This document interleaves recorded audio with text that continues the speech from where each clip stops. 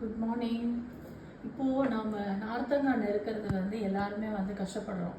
அது எப்படி ஈஸியாக நறுக்கிறது? அருவாமனையே தேவையில்லை. நார்த்தங்காவை கத்தியிலே சூப்பராக நறுக்கலாம்.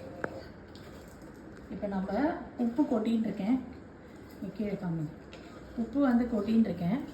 கத்தியில் நிறையா இவ்வளோ உப்பு சேர்த்து வச்சுக்கோங்க. சேர்த்து வச்சுட்டு ஸ்டார்ட் பண்ணுங்கள். நல்ல ஓரமாக ஸ்டார்ட் பண்ணுங்கள்.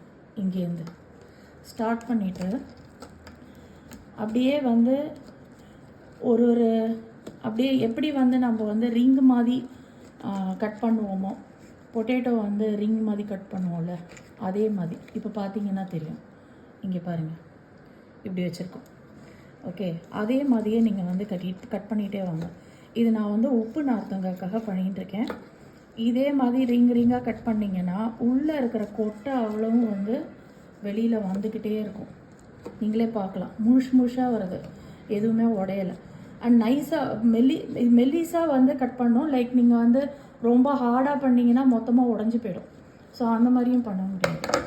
இப்போ நீங்கள் பார்த்தீங்கன்னா இது இப்படி ஒரு ஷேப்பில் வரும். இப்போ இப்படி ஒரு ஷேப்பில் வரும்போது நீங்களே பார்த்தீங்கன்னா கொட்டையெல்லாம் ஒன்று ஒன்றா விழுந்துக்கிட்டே இருக்குது. ஸோ ஃபுல்லாக விழுந்துருச்சா? ஸோ இப்போ நீங்கள் இதில் ஜஸ்ட்டு உப்பை எவ்வளோக்கு எவ்வளோ நீங்கள் உள்ளே தள்ளுறீங்களோ அவ்வளோக்கு அவ்வளோ நல்லது. ஸோ இப்போ நம்ம உப்பை உள்ளே தள்ள போகிறோம். தட்டிகிட்டே வரேன். உள்ளே தள்ளிட்டு அப்படியே நீங்கள் மூட வேண்டியதான். இதை அப்படியே ரிங்கு மாதிரி மூடிடுறோம். உள்ளே இன்னும் கொஞ்சம் நிறைய உப்பு போடலாம். நான் உப்பு போட போட அது நிறைய நீர்த்துக்கும். அண்ட் எல்லா விதமான கசப்பு தன்மை எதுவுமே இல்லாமல் நல்ல வாசனையாக செம்மையாக இருக்கும்.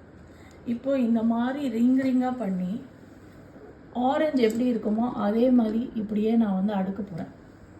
தேங்க்யூ.